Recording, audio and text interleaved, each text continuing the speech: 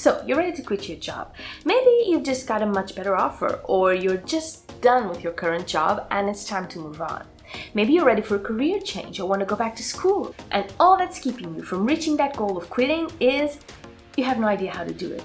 How to actually quit. And let's face it, life's too short to stay at a place that does nothing for us, particularly when we're spending most of our time there, and we all deserve to be living our best lives. But why is it that having that conversation with your boss is so stressful? Why do we feel like we're doing something wrong by wanting to live? With this great resignation we're experiencing all over the world, we'd expect it to be a bit easier, right? Millions and millions of people are doing it after all. I'm guessing it's something that comes from the previous generations, when you got a job and stayed there for the rest of your life. So leaving, for whatever reason, was almost seen as treason, or at the very least being ungrateful. And I suppose bosses still feel that way nowadays. They've given you this opportunity to work at the best place in the world. Well, they probably think it's the best place, right? It's their company after all. And they taught you everything you know. Well, not really, but they would think that, wouldn't they? And now you're just ditching them when they need you the most. Well, this is probably true actually, considering how the Great Resignation has depleted the workforce for so many businesses and left the workers who stayed behind scrambling to deal with all the work. Also, it's just plain scary to leave a job you know for one that in theory sounds better for you, but you don't really know until you actually do it. What if it all goes wrong? What if it isn't what you're expecting at all? What if they lied to you to get you to accept their offer and it's actually a nightmare? What if you regret quitting? Now, this last question is actually the reason why it's a good idea to leave on good terms, because you never know what the future holds. You may want to get your old job back. You may end up working with that company again in the future, as a client or a service provider, or getting rehired for a different position, maybe even become your boss's boss. Or because you may need a recommendation from them in the future, or even for your own reputation, really, because it is a small world. And if you become known as that person who rage quits within your industry or the place where you live and work, you're making life harder for yourself when you're searching for a new job. But let me make this perfectly clear. There are some times when you can definitely rage quit, okay? I've actually made a video about it. You can watch after this one, letting you know when it's okay. But overall, leaving on good terms is just a much better idea, no matter how much you feel like telling them where to shove it. And nowadays, we're faced with a brand new challenge, which is how to quit your job when you're working remotely. Because let's face it, we all know it's much better to quit in person, right? Quitting a job is kind of breaking up. It's not cool to send a text or an email or do it over a 2-minute call, but sometimes it just isn't possible. Not if you're working in a different place and just popping by the office isn't really an option. In that case, your better option is to schedule an online meeting, by Zoom or whatever way your company does it, followed by a resignation email along with your 2-week notice. Now, another possibility that you should also avoid at all costs, but sometimes just can't be helped, is when you need to quit your job immediately for whatever reason, or when you need to quit a job you just started. Because let's face it, with the Great Resignation, it's just so easy to convince ourselves that the grass is indeed greener on the other side. You hear all these stories from friends and ex-coworkers about how they changed jobs and are just so much happier and making all this money.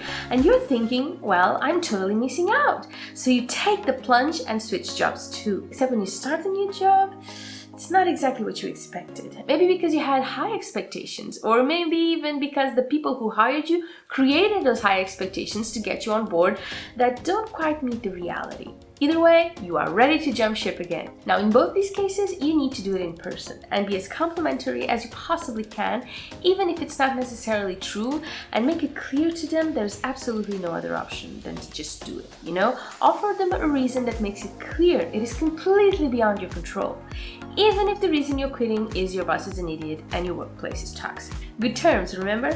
Unless you already have another job lined up, or you don't need the money, or you're starting your own business and just don't need those references. If you're in one of these situations, then you can burn that bridge to the ground, watch it turn to ashes, and rage quit.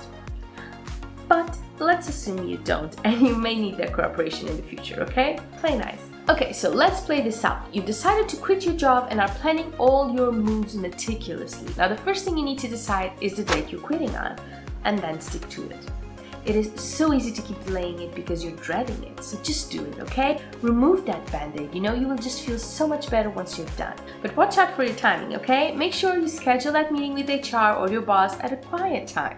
Picking the busiest time of the year to do it, or when the company is going through some sort of crisis, probably isn't the best moment. So keep that in mind, if at all possible. Also, do not tell any of your coworkers before having that conversation.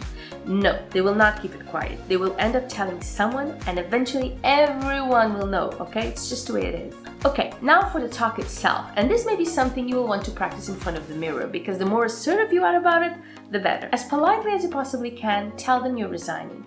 Give them a reason why, without explaining much, because ultimately it is your life and you can quit whenever you want. In fact, I would say that on this occasion, they will usually want to ask questions and know all the little details, and it really is up to you to decide how much you want to disclose. If you don't trust the person you're speaking to or the company, then say as little as possible. They don't need to know the name of the company you're moving to or what they offered you. That's not the point. The point is you're quitting and you wanted to let them know. So keep focused on that, okay? It is also a good idea to thank them for the experience and the learning opportunity. Hey, even if it was an awful experience, you will at least have learned what you don't want, and ideally, the red flags to watch out for, so it was useful. Sometimes they will also ask you for your feedback, regarding your experience with the company.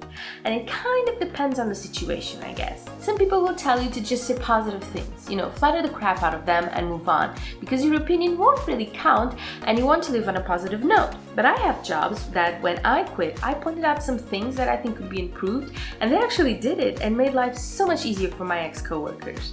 Because this was a big company and HR was completely separate from my team. And also because I did it in a real polite way, so it wasn't like I was bashing my team or my boss, I was merely offering some suggestions. Do you see the difference here? So I would say prepare for it and decide in the moment, depending on how the conversation goes, if you want to do it at all. Now, another controversial subject. Most of the times you quit a job, they will want to make you a counteroffer, particularly considering the current job market. I actually know a couple of people who accepted counteroffers and were better off for it, but my personal opinion is it isn't worth it. Because if they can offer you better terms, they should have done it before you quit. If they believe you're worth it, they should have treated you accordingly, right? And second, because a lot of companies do it to buy time, and the moment they are able to replace you, they will. Because let's face it, now they know where your loyalty lies, and they know you will do it again if a better offer comes up. So it could be a matter of time before that counter offer ends up biting you in the you-know-what. So just prepare to say no to whatever they're offering, or just tell them whatever reasons for quitting that they won't be able to negotiate. Like you're quitting because you want to relocate to a place they don't have an office at, or if you want a position that just doesn't exist at that company. Stuff they can't really argue with. Also, the 2-week notice is a really big deal, so offer that too, even if you're not forced to do it. It gives you time to wrap up loose ends, finish projects and smooth the transition. Because if you leave immediately, your coworkers will get dumped with all your work. And if you like them, any of them, you will want to spare them that. 2 weeks is plenty of time to leave all your affairs in order and maybe even train someone to replace you. Now, if you're leaving with no hard feelings towards your boss or your coworkers, you can also offer to keep in touch to answer any further questions for like a month or so after you leave. But you don't have to do it if you don't want it, okay? 2 weeks will do just fine.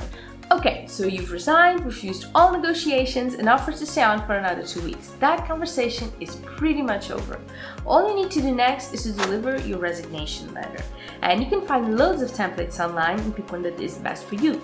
And that's it! You've officially resigned. The clock is ticking down to your exit. Ah, what a relief.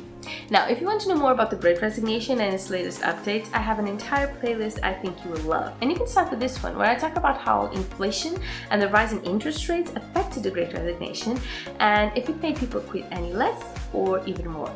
I'll see you there.